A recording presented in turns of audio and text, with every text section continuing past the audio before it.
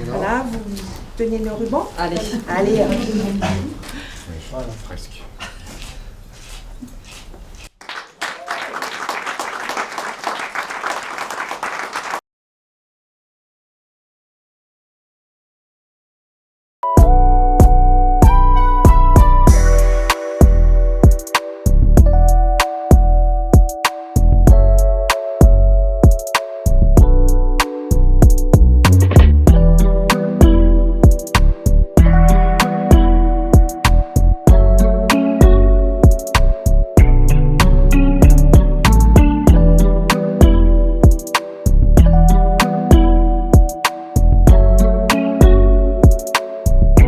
C'est un lieu qui est ouvert vers l'extérieur avec le petit patio qui est ici, avec la grande baie qui est ici aussi, avec laquelle on pourra faire pas mal d'animations devant aussi. Donc voilà, la petite particularité effectivement, c'est ce 1% artistique qui donne un aspect très calme, très fluide à cet espace. Et l'autre partie qu'on a qui nous tient très à cœur, c'est le fonds Maurice Essel, qui est du coup des dons que nous avons eus de Monsieur Essel, donc qui était archiviste et qui a travaillé sur l'île Dieu, la Vendée. Donc on a tout un fonds là-bas dans le fond qui est le fonds Yeux Vendée-Mer, dans lequel on a inscrit aussi le fonds Maurice Essel, donc il ne faudra pas hésiter. L'abonnement à la médiathèque, il est gratuit. Vous pouvez emprunter jusqu'à 10 livres maximum pendant 4 semaines. Il est gratuit, peu importe que vous soyez ILE, non ILE, peu importe. Dans tous les cas, vous pouvez emprunter.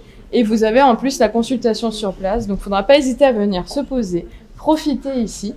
La troisième particularité, c'est le Fab Lab, qui est juste ici, qui sera mené par Rosen Bernard, qui a été formée à Paris pendant 1 mois.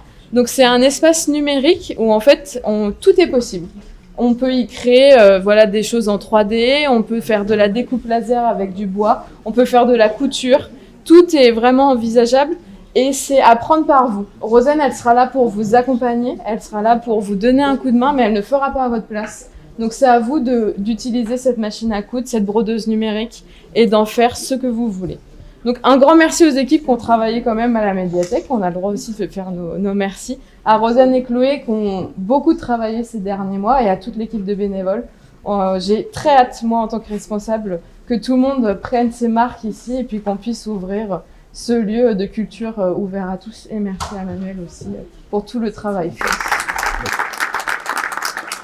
Alors donc ici on est dans la partie patrimoine, donc avec la salle d'exposition ici et puis ensuite juste à côté les bureaux du patrimoine et la salle de préparation des expositions.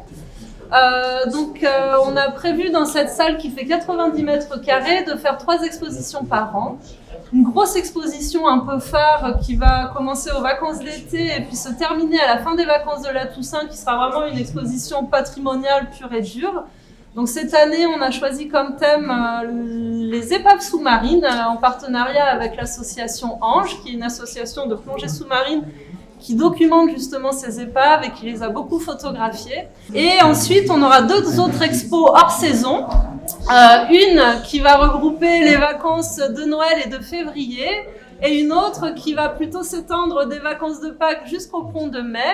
Et qui, elles, seront plus prévues pour soit des expositions itinérantes, notamment avec la bibliothèque de la Vendée ou autres, et aussi pour des artistes invités.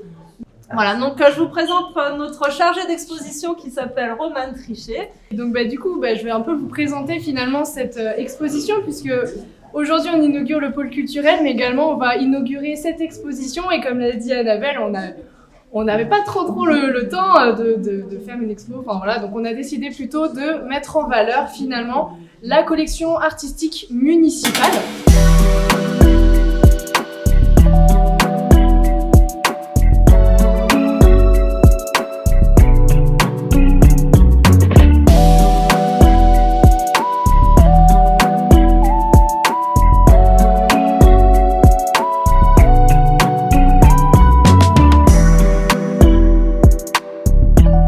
Nous avons 600 mètres linéaires d'archives.